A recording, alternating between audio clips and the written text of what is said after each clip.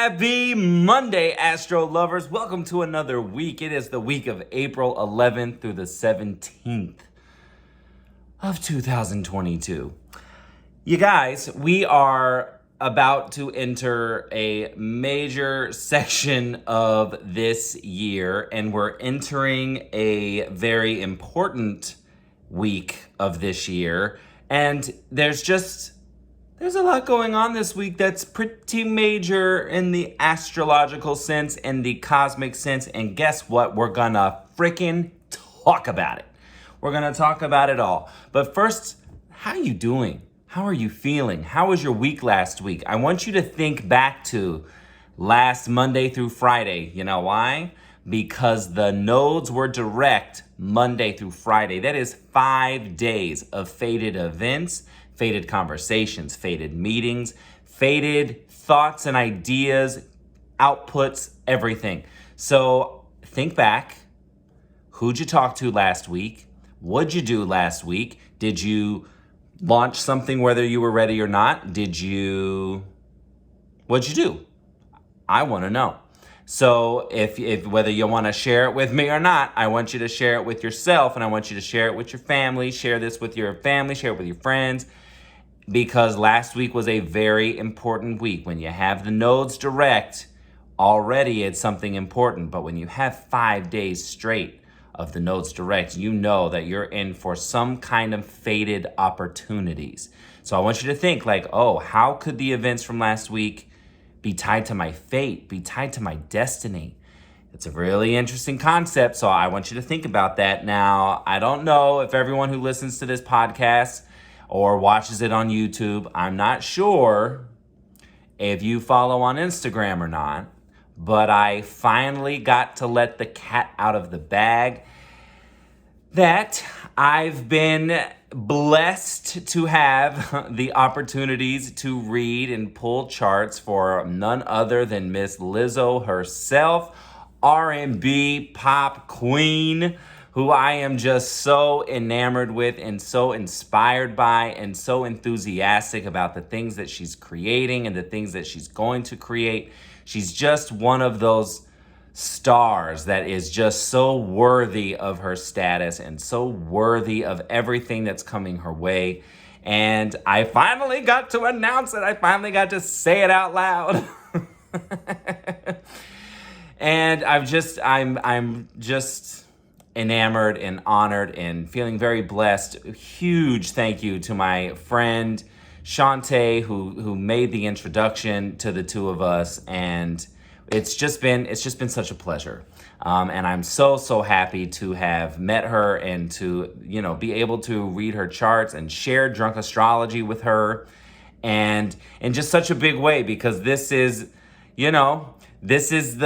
dream level stuff. And that's, guess what? This the reason I'm connecting this with what I was just talking about was that there were just, conversations leading up to a reading last week happening when the nodes were direct. So this is why I say you pay attention to when the nodes are direct, because a lot of times it's just a day here and there, and maybe sometimes you get 2 days. But when you have 5 days, baby, you want to pay attention. So you know that Astrologer Graham was over here paying attention to the conversations I was having, the meetings I was having. And they're just weeks that you just want to be more social, whether you're sending more emails, making more phone calls, sending texts to people that you know and love, or just making connections with friends and family and people that you love. It's just the time. And I knew that. So I was out and about all last week. I met more cool people and more potential collaborators, more people that I even imagined that I might be able to share drunk astrology with them in some way, shape, or form.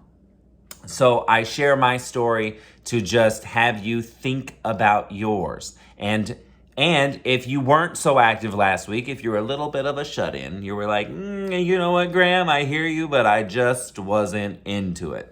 Venus entered Pisces, so you were like, I wanted to nap. And I felt more connected with myself by taking a nap.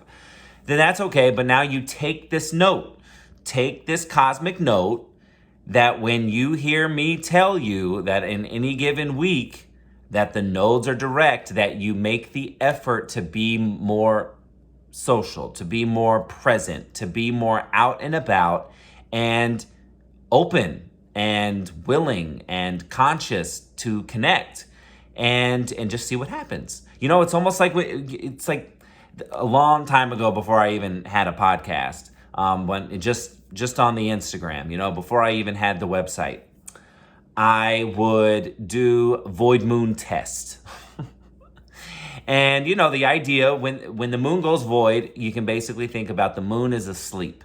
And the moon is really dictating our day-to-day flow because she's the fastest moving celestial body up there. So depending on when her void of course phases begin and end, it can be in the middle of the afternoon, it can be late at night when you're already asleep, but when it's in the middle of the day, start of the day, sometimes when you're normally just out and about, you don't want to initiate anything new. You don't want to start something new. You don't want to go buy a bunch of groceries because they're just going to go bad. You don't want to go ordering a bunch of things online because there's some kind of hiccup or annoyance that comes with it, or they don't come fast enough. It depends. But I wanted to do a test. And I did a month-long test because in about a month, you get the moon in each sign about twice. So I was like, I'm going to do this month-long test, and I'm going to do certain things specifically under a void moon just to see what happens. And I tested it so you don't have to. And in fact, I'll say this, now that I have the website, now that I have YouTube, now that I have the podcast platforms, if you would like me to do a void moon test in front of you all so that you can see how this plays out, so that I'll do it so you don't have to. So if you want me to do that, I'm gonna need you to drop a comment and let me know, and send me a message, and I'll do it. I'll film that video for you guys. I'll show you how it goes.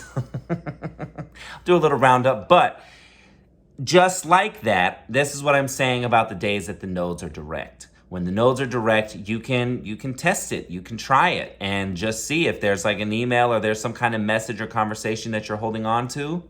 Then like if you know that the node is going to be direct that week, then you go, okay, well, I'm going to do that. I'm going to have that conversation, start that project, launch that thing when the node is direct, and just see what happens. There's no harm in trying to work in sync with the stars, and that's exactly what I do with my clients. So, that's great. So, as you know, if you listened to last week, you know that Venus entered Pisces, which slowed down the acceleration. We are still under that Aries new moon. The sun is in the last week of Aries. As of next Tuesday, he's going to shift into Taurus. And we also had Mercury enter Taurus on, today. So we've got Earth now and water calming down the fire. We're starting to lose steam a little bit. And this week, that is just going to continue, okay? We have the, mega aspect of 2022. Not that there aren't some other major moments that we're going to have this year, but we have the Jupiter-Neptune conjunction in Pisces. So that's a whole lot of water, okay? You got Jupiter, which expands. It's in a whole lot of. Neptune, sea, deep, deep, deep feeling, deep emotions. So, you've got a lot of all of those things. You got a lot of Neptune. And so if you're feeling a little somber, if you're feeling a little low, if you're feeling a little down, we're building up to this Jupiter-Neptune conjunction on Tuesday, April 12th. And so you're not alone. Trust me, you're not alone. But this connection between two mega planets, and these are the two planets that are really spearheading the energy of 2022, in addition to the water tiger, but you hear that, water. So when these two are linking up, they are initiating and ending a 13-year cycle as well as a 166-year cycle. Okay, so we're ending and beginning, and I know that you've heard this. Longtime listeners, you've been hearing me say there's this whole duality in the sky that we're ending and beginning as inner planets move in and out of Pisces. They're conjuncting Jupiter. They're conjuncting Neptune. And conjunctions are these endings and beginnings. Pisces is the sign of endings and beginnings. So there's a lot of loss. There's a lot of closure. There's a lot of endings. There is a lot of asking you to get in touch with your beliefs. What do you believe in? Right? To your core. What are your spiritual beliefs? What are your spiritual practices? How do you find your wusa? Right? How do you create balance in your life? And that is really what all of this is allowing you to do. All this Pisces energy is allowing you to do. Now, you're going to appreciate the amount of water soon to come, okay? Because the later half of this week, we're starting to get into 2022's how do I want to word this? Let me be really careful with my word choice here. As of the last part of this week, the later half, like starting on Saturday, the 16th, things pick up, okay? We have the Libra full moon, which is in its own right, emotional and climactic. And, ending, it's completing a cycle that started last October of 2021 in terms of relationships and partnership dynamics. And then you find the Libra areas of your chart, the houses and the planets, and you see, oh, okay, well, that's, like for me, that's in my work zone, my finance zone. So we're going to look at that's when I went on the Beachbody retreat and led 2 manifestation seminars with Team Megan Ewaldson, who's my Taurus queen over there on the East Coast. And that was a big moment for Drunk Astrology, right? That was one of the bigger events that I've been, privileged enough to be a part of. And it's exactly the direction that I want to take Drunk Astrology, right? Celebrity clients, events like that. And, we're going to be going to Bali in June with Megan's influencer retreat. So, we're going to, Drunk Astrology is there's a lot of things happening, and a lot of things happened under that Libra new moon in October of 2021. So you're going to think back to your October 2021 first 2 weeks and see, okay, what initiated, what began? And now, how is it all coming full circle? How is it coming to completion? And now, under the Libra full moon on Saturday, you go, okay, this worked, this didn't. I'm going to scrap this. I'm going to bring this in. I'm going to change this, and you make necessary adjustments. But what that Libra full moon also does, my dear astro folks, is launch us into eclipse season. And eclipses, as you know, if you're a longtime listener, if you're just an astro lover like yours truly and all the other listeners here, eclipses are course corrections, and they come around and they correct you. So sometimes eclipses can bring in something that you didn't feel you were prepared for at an accelerated rate, right? And you go, wait a minute. Now, I was wanting this, but I was thinking that maybe I would have 6 months to prep, or that I would have a year to get ready, or that I would have more time. Well, ready or not, here they come. Eclipses are coming, baby, and they're coming on Saturday as soon as that Libra full moon hits at 11:55 a.m. Pacific time. And they're going to be running. We're going to be in eclipse season until the end of May. Okay, so we're in this puppy for a good, nearly 2 months. And ready or not, here they come. Eclipses can also eclipse something or someone out, right? So they can end things in a major way, in an abrupt way.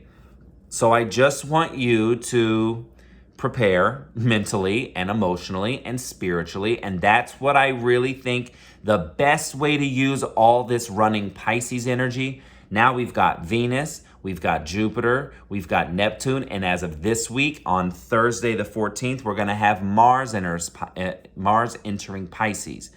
And when Mars enters Pisces, we really power down. Mars does not like to be in Pisces or in water other than Scorpio. Cancer and Pisces stresses him the boop out.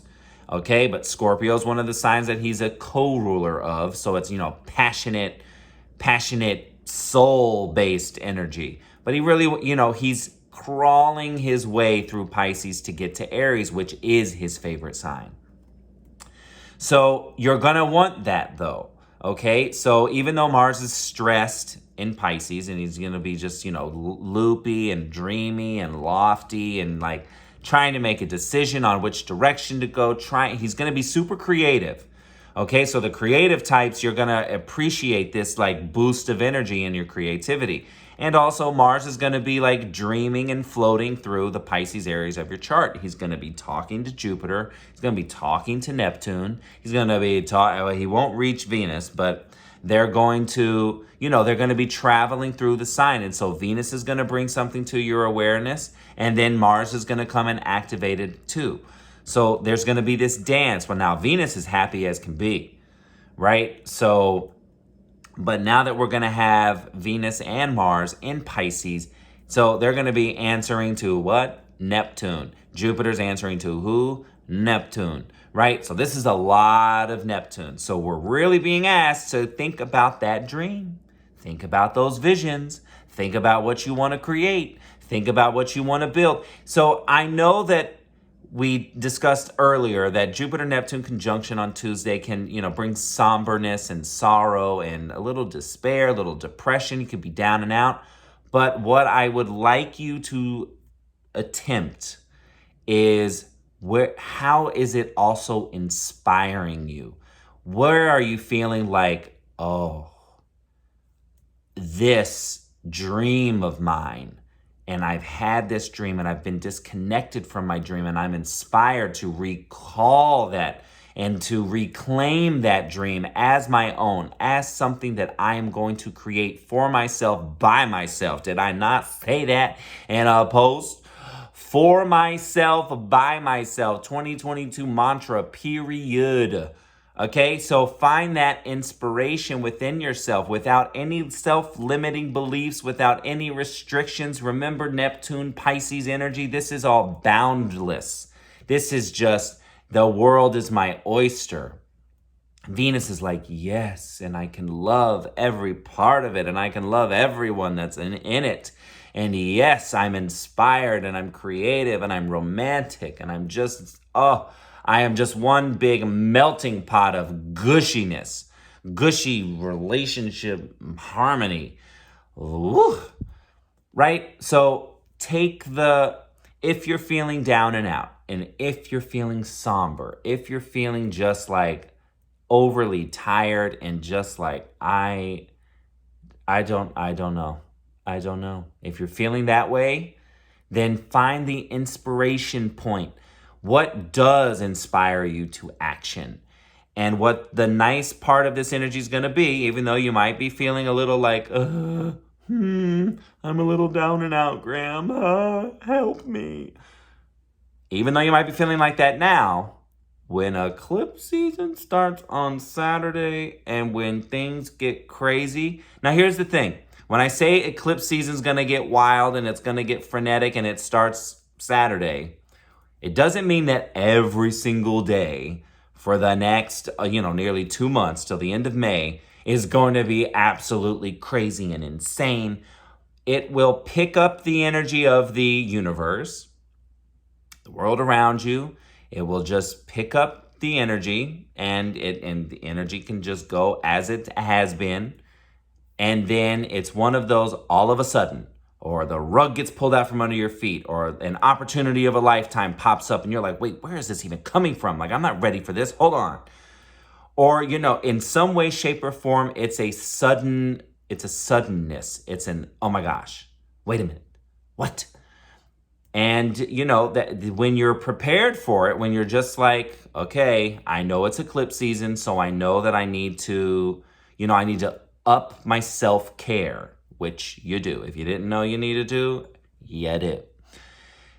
Up your self-care and, stay in touch with the people that you love and reach out to people that are having a hard time, because sometimes, events like during eclipses, people they make brash decisions. There's a false sense of urgency at times when it comes to eclipses that makes you feel like if I don't do this right now, my whole world will end. I can't go on unless I do it.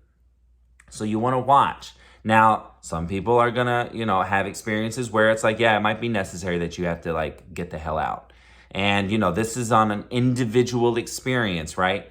But I'm just saying that if it comes down to a fight within a relationship or something like that, the decision to end things abruptly or that, you have to leave and never, it just depends on just case by case scenario. But I hope that you're getting the point, which is prepare yourself, and preparing yourself is really just taking care of yourself.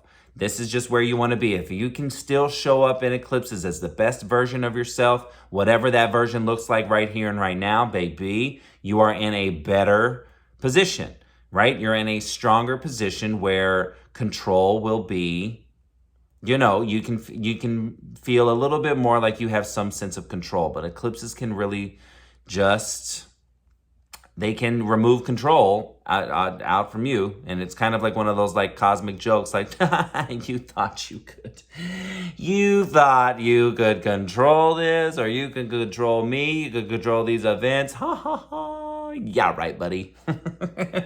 Okay, so that's just the overview of this week. Now, I want to make a couple little Drunk Astro billboard announcements, and they're going to be really quick, so don't worry. And then we're going to talk about the rest of this week. So, first and foremost, this Saturday, the 16th, Libra full moon, beginning of eclipse season, it is the last day possible to get your 2022 Planet by the Planets reading. Okay, this reading goes away after this week. On Saturday, I will remove that option from drunkastro.com, and you will not see it again until 2023, Planet by the Planet. So if you want insight into your power dates for the rest of this year, then baby, you better head to that website, and the link is in the show notes, whatever platform you're listening on YouTube and Google and Apple and Spotify, all of those. The link, I have a bunch of links there in the show notes so you can go exactly where you need to go in one click. Okay, so that's there for you. So if you want this 2022 reading, and I know I've had some of you reach out to me like, I'm going to book it. Well, baby, you better book it this week. You better book it this week because it's the last one.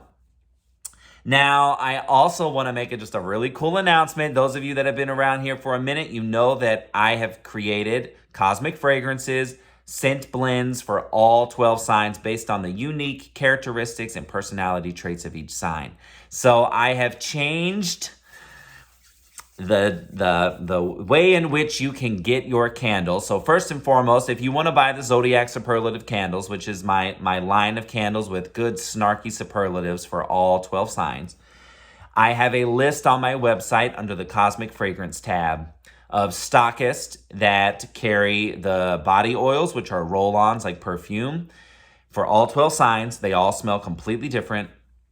And then the candles as well. But what I am doing for an exclusive limited edition series, each Zodiac season will get its own custom candle for that season in a vessel of my choice.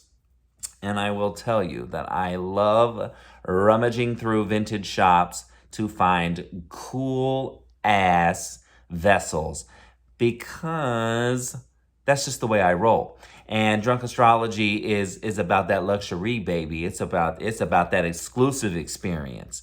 So that means that this week, later on, I will be announcing the Taurus season custom candle.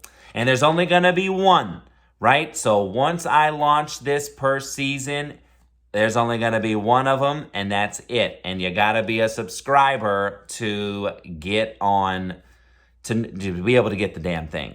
So you're going to want to go to that Cosmic Fragrance tab on drunkastro.com, and there is a little block there for you that if you want to get on this wait list, if you want to get on, like, I got my Gemini friend, I got my mom, I got my dad, whoever, I got my Taurus, blah, blah, blah, blah, blah. If you know and you want to get them a cool-ass custom gift, head to that drunkastro.com. And like I said, the link's in the show notes. One click and you're there.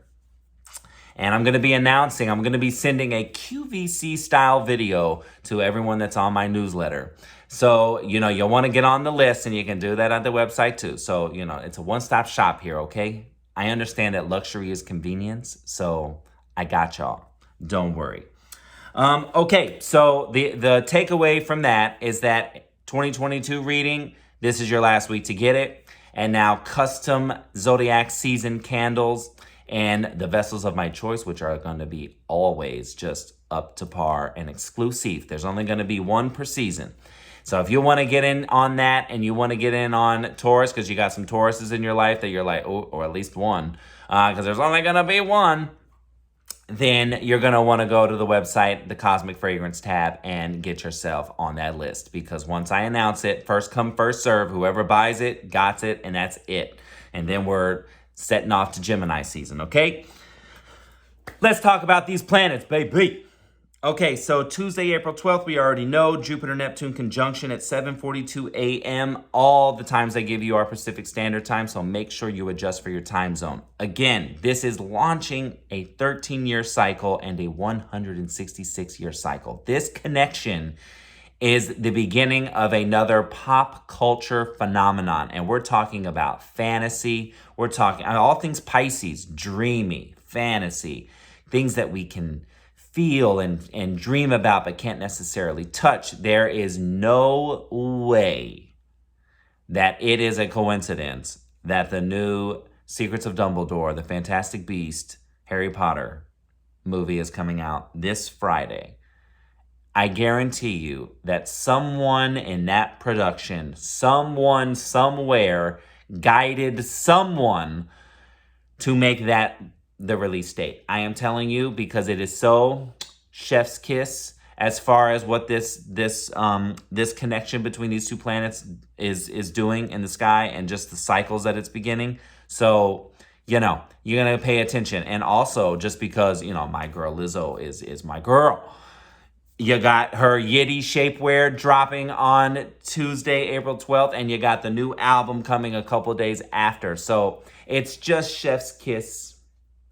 You just see how this works. You see how astrology can work in your favor, because it's, this connection of Jupiter and Neptune is just like, If you think back to November of 2009, I believe it was November, Jupiter and Neptune met up then and launched a nice little wave of pop culture phenomenon. And you have who really stepped on the scene in a major way in 2009? Oh, my good old friend Lady Gaga, maybe? You think about that? Think about that? Think about it? Think about it? Booyah. A wave, and how much did pop music change and shift with the arrival of Miss Lady Gaga herself? And, I was lucky enough to, tour the world with her several times, Vegas residency with her. And, this is the level, right? This is the level of which we experience these aspects down here on Earth. When they connect up there, they do something down here. And pop music totally shifted its sound with the arrival of Lady Gaga. So I'm curious to see how this works with what artists come out with, what all kinds of art forums and creative outlets, and who comes on the scene and how they change the game, how they shift. We can already see that Lizzo's about to be doing that. So these are the things that you can look forward to, and you can also look at the Pisces part of your chart and say, oh, okay, I know that Jupiter and Neptune are conjuncting and starting this cycle in this area of my chart. Like for me, it's in my 7th house of relationships and partnerships. So a new wave, and 13 years ago, end of 2009, was when I first went on tour with Gaga. How freaking crazy is that, right? So that's what I mean. You think about oh, okay.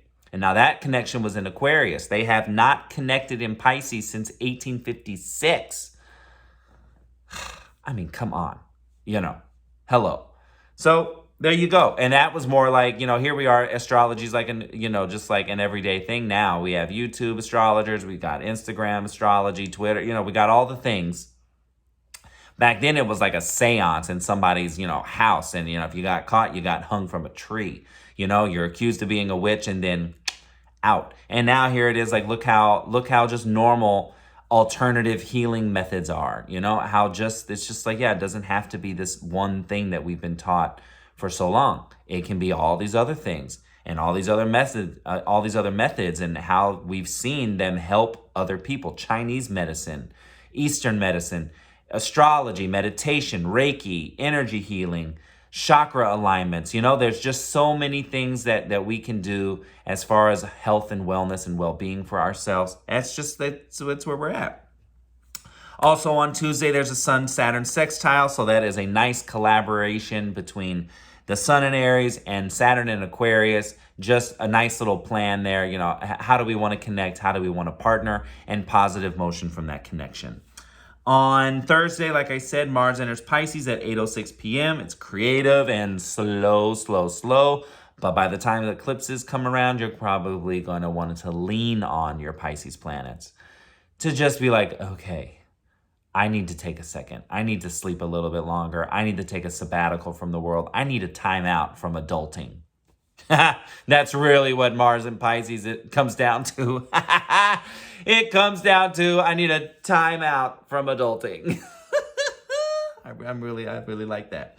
Saturday the 16th, we got the Libra full moon at 11:55 a.m. at 26 degrees and 46 minutes of Libra. So you're going to find that degree of Libra in your chart, and that is where that Libra full moon is wrapping up a story. It is culminating something from October 2021, and you're going to experience, the full circle of that energy, of that manifestation from back in October, and you're going to move forward and clean out, and we'll talk about that more as the weeks go on.